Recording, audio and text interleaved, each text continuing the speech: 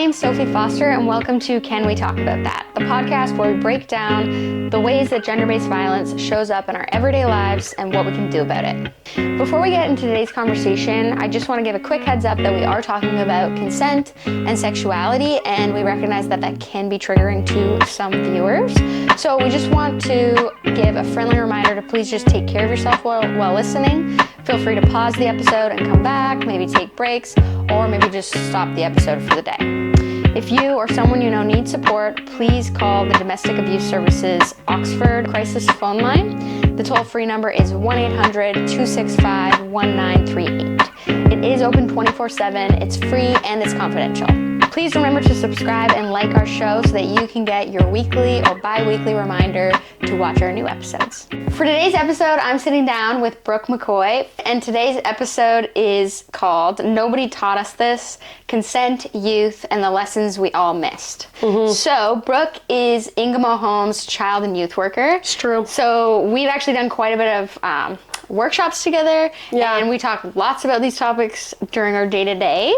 So to kind of start our episode and put context as to like why we're talking about this in a gender-based violence show, well, I think we can kind of all be honest that most of us adults didn't grow up learning about consent. It wasn't really a part of curriculum, and I think most of our parents didn't really talk to us about it. Yeah, 100%. So why do you think that is?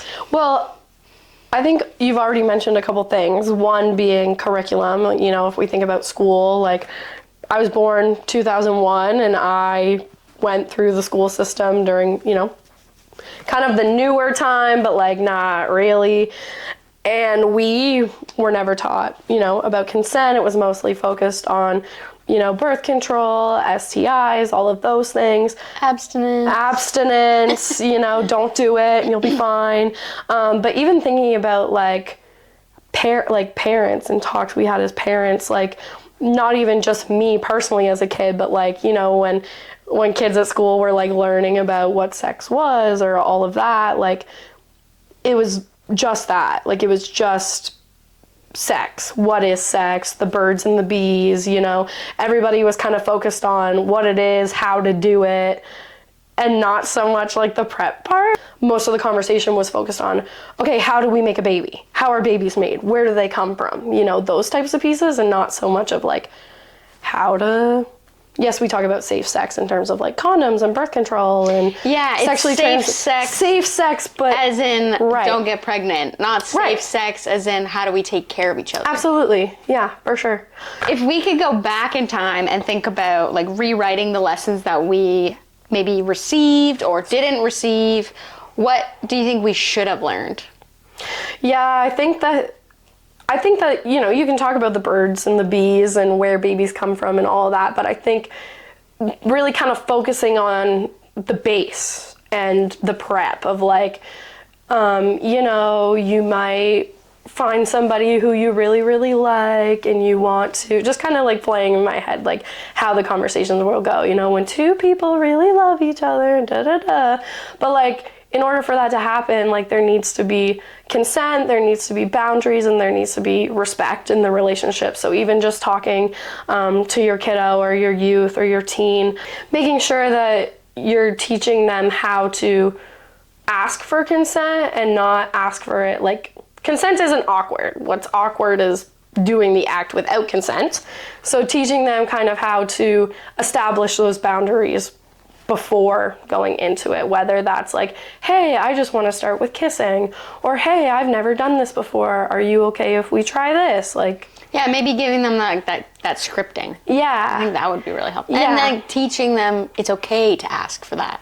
The other thing too, when, you know, we're talking to kids about sex, sexual activities, birds and the bees, consent, I think too when we are speaking to teens and youth, that a lot of the time they think, okay, I'm in a relationship, I'm like, I have to have sex with my boyfriend. Or, you know, even if we think about us as adults, like, oh, well, I'm married, like I should be doing this, I should be doing that. And just kind of reminding them that just because you're in a relationship or, you know, hooking up with people consistently or whatnot, that like consent still needs to happen. You know, you could be with someone for 2 months, 5 years, whatever, and you still need to ensure that they're comfortable with having sex with you and engaging, not even just sex, but, you know, kissing, hugging, hand holding, all of the things. So yeah, which is huge. Like, those are big lessons that I would say were never even, like, touched. Yeah. When I was growing up. No, 100%. It was like, here's where babies come from. Here's how they're made. Don't do it. Yeah.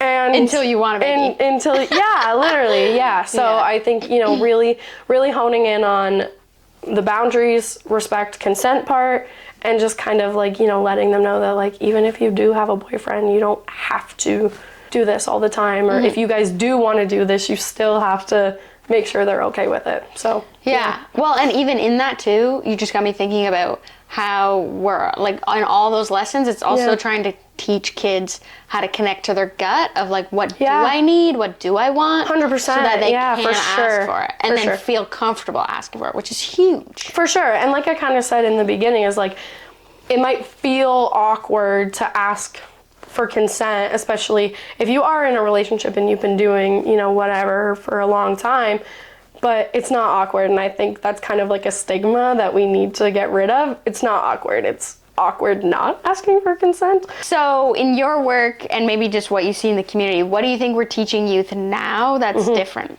Well, I think one thing that we're teaching youth and our kiddos now that's different than what I grew up with, and maybe a lot of people watching grew up with, is the idea of, like, family members. So, like, imagine, like, the holidays just passed, you're all at family Christmas, and your aunt is like, come here and give me a big kiss. You know, I think a lot of the things that we're not only seeing parents shift, but also, like, encouraging that it's okay to, like, not feel obligated to hug your aunt or to kiss your grandma or to give, you know, your uncle, like, a hug goodbye, things like that, where, like, when I was growing up as a kid, yes, I did want to hug my grandparents, but, like, there were sometimes we would go to family gatherings. I don't want to hug my uncle, and I'm not kissing my aunt, like, on the cheek or whatever. One, I don't really know them. Yes, we're family. You know, yes, we're family, but I don't really know them, and so I think Yeah, it's awkward. It's awkward, and And why should I be getting taught?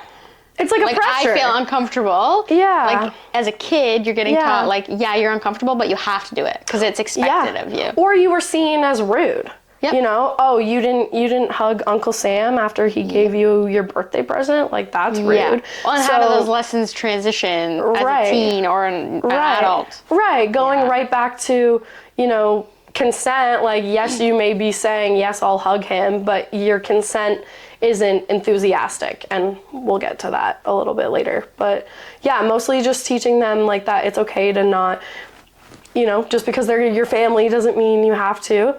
And the other thing is like, using actual names of things. So, like, for example, you know, I think from a parent's perspective, it's obviously awkward to have the birds and the bees talk, or talk about sex, or talk about consent, or even talk about, like, dating and relationships with your kids, period.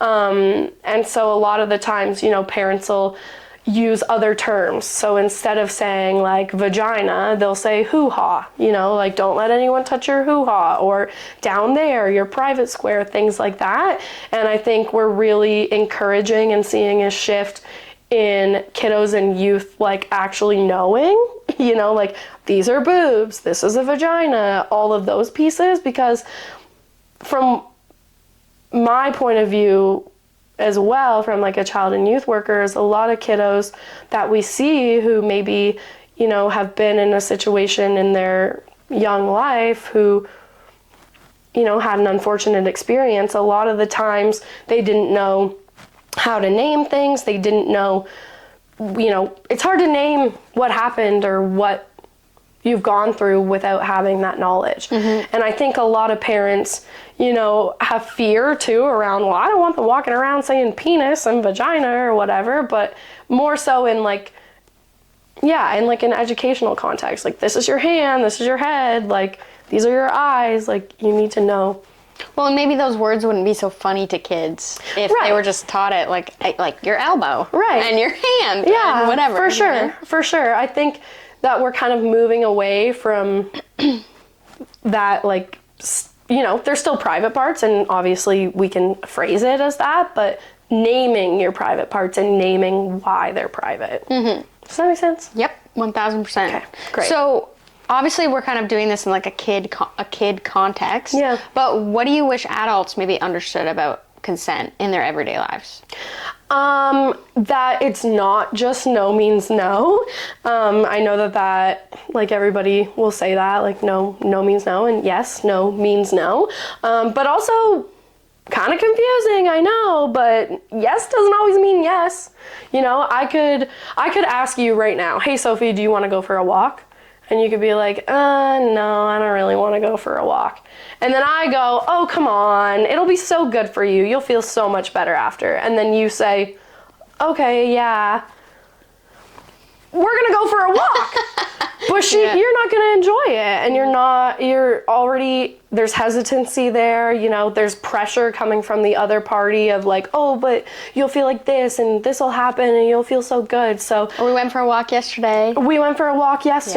You love going for walks, remember? So just kind of remembering that, like, even though someone says yes, like, there's a lot more to it. And so I referenced earlier enthusiastic consent, and we teach this a lot to the youth of like, yes, no means no, but we need to listen to what yes is. Are they saying yes, like, yes, let's do this? And they don't have to like have streamers and like a party horn and be like, yes, we can have sex, but like enthusiastic in the sense of like, there's no hesitancy, there's no pressure. Yeah. Yeah. Well, and I like your example with the walk because consent doesn't just have to be about sex. 100%. And in my 100%. One episode with Sarah Ferguson from OSAS, we talk a lot about the tea video. Oh, I was going to plug the tea video. Which I will put the link for that under the video. Yeah, please. It's so good. It's so good. It's so like the best video ever. But obviously they use the example of tea. And 100%. So feel free to watch that if you haven't seen it already, because it's great. Yeah. But I think that that's really, really important to acknowledge, that consent is so common in our everyday lives. Oh yeah. Whether it's a walk or tea or going to hang out with somebody. Yep. And I think that that's where the conversation of like, how early can you talk to kids about it? Well, you don't even necessarily, you can start really early because you can start with that. You don't have to hug your uncle if you don't want to. Yeah. And teaching them to listen to their gut. And like, what do you want to do? Yeah. And it's up to you kind of thing. In those examples. Yeah, it's not all about sex, we're talking in that kind of context, thinking of the field that we're in and, the kiddos and youth that we serve, from a prevention standpoint, but also like teaching about consent, like you said, not just sex. You can teach it for anything, maybe your kiddo's eating off their plate and their sibling keeps grabbing their food, little things like that. But even bringing it back to sex and relationships, there's consent involved in so many pieces. Like even when you're having your first kiss, right? Was that okay? Did you like that? Is it okay if I do this? Like you're kind of, you need to ask at all the stages, You could go from kissing to, maybe it's getting a little further. Yeah. And each piece you need to have consent. Is it okay if we lay down? Is it okay if, do you like that? Is that helping? Like, 1000%. Check in with them. And it's not just like, oh, yep, they said yes to sex. Like we're doing all the things. We're hitting all the stops. Like, yeah. Well, and I think that this whole conversation kind of circles around like boundaries and respect, and that consent is all about boundaries and respect. 100%, yeah. And so if we can teach, if we're also at the same time, whether it's at school or in our youth groups or anywhere, if we're teaching boundaries and respect, consent just kind of like wraps in there. Yeah, for sure. And if we think about boundaries, period, boundaries are such a staple part of healthy relationships and a healthy foundation. And so if there's no boundaries and also a lack of consent, like it can get really blurred, right? If you're already talking about boundaries and respect, it's easy to talk about consent. 100%, yeah. And you need to have boundaries in your relationship, whether they're about sex or not. Boundaries help us have a good relationship. Again, thinking about adults, because obviously it's mostly adults who listen to this podcast. Hey, adults. How do you think adults can start learning or maybe like unlearning their own stuff about consent? Yeah, so therapy is really great. No, I'm just kidding. Seriously though, but well, all jokes aside, I think like I say that because what really comes to my mind about, you know, like me as an adult reflecting on consent, of how I learned consent or maybe didn't learn consent, is just really like reflecting on your experience. You know, how did you learn about this? Did you learn about it? Did you not learn about it? How was your conversation with your parents about the birds and the bees? Did your parents tell you? Did you Google it? Did you hear it from friends at school? And just kind of reflect on how the conversations for you went as a kiddo. And please, please, please be very gentle with yourself in reflecting, you know, making sure that you're not blaming yourself or shaming yourself of, oh, if I would have known this wouldn't have happened, or if I wouldn't have known this would have been better. Not reflecting in like that aspect, but reflecting of like, oh, okay, like I wish that someone would have told me that it's okay to not hug my aunt, or things like that, and take your reflections to build how you want to shape maybe your kiddo or somebody else in your life. But being really careful not to feel guilt or shame of any of those reflections. Yeah. Well, and when we think about learning, or like what we didn't learn as kids, I hate to say it, but we all learned things about consent and they probably weren't helpful. They actually probably made it way worse. Whether it was like TV shows. I mean, if you look at TV shows like 90s and early 2000s, it's awful. Yeah. One thing that we did want to touch on that we thought was a cool idea, especially for kids, teens, is I'll let you tell them. So Sophie and I, we run a group with teens in the community, and one of our topics is a series on healthy relationships. And so what we did with the youth at the end of one of our sessions, it was about like sexuality, healthy relationships, things like that. We had a jar where they could write down questions and anonymously put them in. So it could be, you know, questions about safe sex in terms of STIs and condoms. Some of them had questions in terms of sexuality, a lot of questions around self-exploration. And so just kind of an idea to utilize if you're, you know, because like even as adults, we still feel it's awkward, right? And that's okay. So what are ways that we can make it less awkward and less stigmatized? So, you know, say, even if you have one kiddo, or say you have a whole house full of kiddos, you know, you can access that jar. And maybe what we did is we put in some of our own questions to kind of, you know, guide the topic. So it was just a cool way for them to write down things as they thought of it and really just have an open conversation. There were some questions that we were like, whoa, okay, like, and we were able to have discussions about it. But I think if you're struggling to have open conversations, or, you know, maybe you're like right in those teen years where it's like, mom, no, I don't want to hear it. You know, utilizing that can almost feel safer for kiddos too, of like, oh, I can just write this down, or it's anonymous. They don't know that it came from me. Yeah, or instead of just like going up and being like, Mom. Well, and we actually had a lot of questions too around like, when will I know that I'm ready? Yeah, you know, those are really important questions. And as a parent or an adult in a kid's life, like, hopefully we have the chance to answer those questions, as opposed to, if you don't, someone else will. Jersey Shore. Someone else or something on TV. They will find it somewhere else. Yes, whether they will. It's through school, through the internet, through ChatGPT.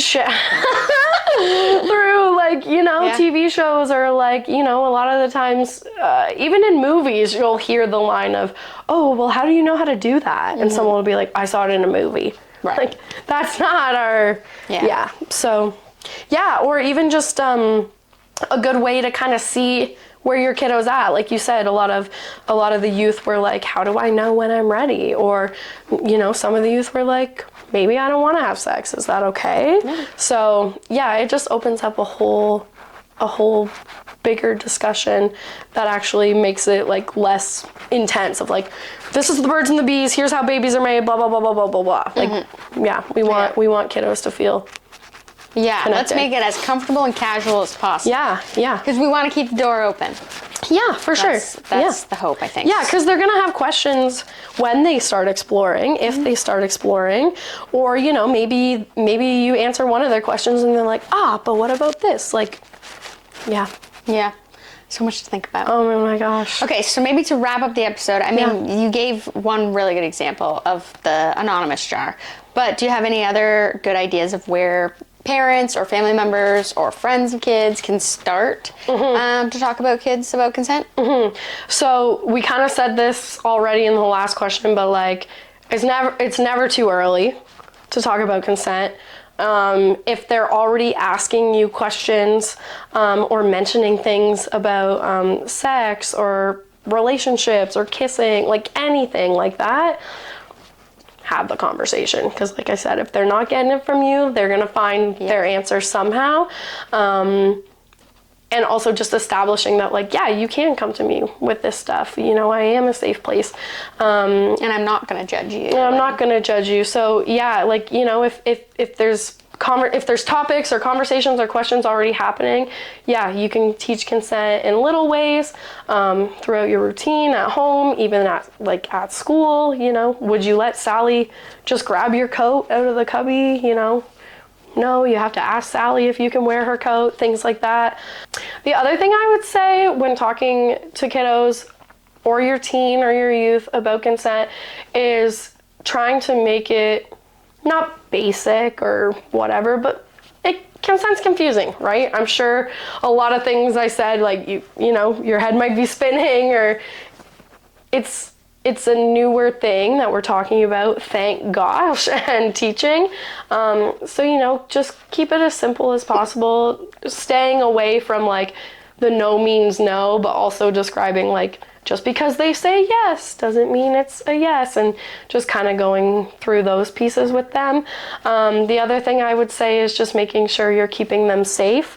So if you are talking about consent with them, you know, letting them know that, say your young person is under 16, you know, letting them know that, yes, we're talking about consent, and yes, I'm giving you this information. However, you know, you can't consent until you're like 16, or, you know, if your gym teacher comes up to you and asks you for consent, like, that's illegal. Like, you know, and that can get a little more complicated, but just kind of letting them know that, like, just because someone asks for consent doesn't mean it's all good. Right. And there's so many pieces, but you know your kiddo, you know the person who you'll be talking to, and we're never, ever, ever, I mean, me during this podcast, Sophie's gonna have to make so many edits, but we're never gonna say the perfect thing or the right thing all the time. What's important is that we're having the conversation and we're creating a safe space for that young person to just come to you anyway, you know? Say you have the conversation with your kiddo about consent or birds and the bees or whatever, and you leave and you're like, I shouldn't have said this or I should have said that. It's okay. Like, we're not gonna say the perfect thing all the time. Just them being able to come to you as a safe person in a safe space, huge. Makes all the difference. Yeah, and that's what we're looking for. Yeah, so just be gentle with yourself, and it's okay if it feels awkward, but, you know, what hard conversation doesn't feel awkward? Well, and the more you do it, the less awkward it'll get. Yeah, for sure. Hopefully. And the jar, you know, like, really plug the jar. The jar was really good, like, and really helpful. It was really helpful. And once they started, it just kept filling up. Yeah, it was good. Yeah, so, yeah, that's what I would say. Yeah, that's awesome. Okay, well, thank you so much for coming on again to our podcast. Thanks for having me. All your episodes. Thanks. And I hope that everyone loved talking about consent. Yes, and please watch the tea video. Yes. I think that even is a great place to start with young kids, older kids. You know, we showed it at work one day when talking about boundaries. Like, it's a really great video, and it's really, like, to the point. Yeah. Yeah, that would be a great starting point, actually. Yeah, 100%. Cool. Okay, thanks, Brooke. Thank you. Thank you so much for listening to this episode of Can We Talk About That? Brooke and I hope that it will help you in your conversations and will maybe get you thinking more about consent in your life. If anything in this conversation maybe brought something up for you, or if you need help or just someone to talk to about this episode or this topic, you can reach out to DASO's crisis phone line. It's open 24/7 and the toll-free number is 1-800-265-1938. It's free, confidential, and again, it's open 24/7. We'll be back with more conversations that help to break down how gender-based violence shows up in our everyday lives and what we can do about it.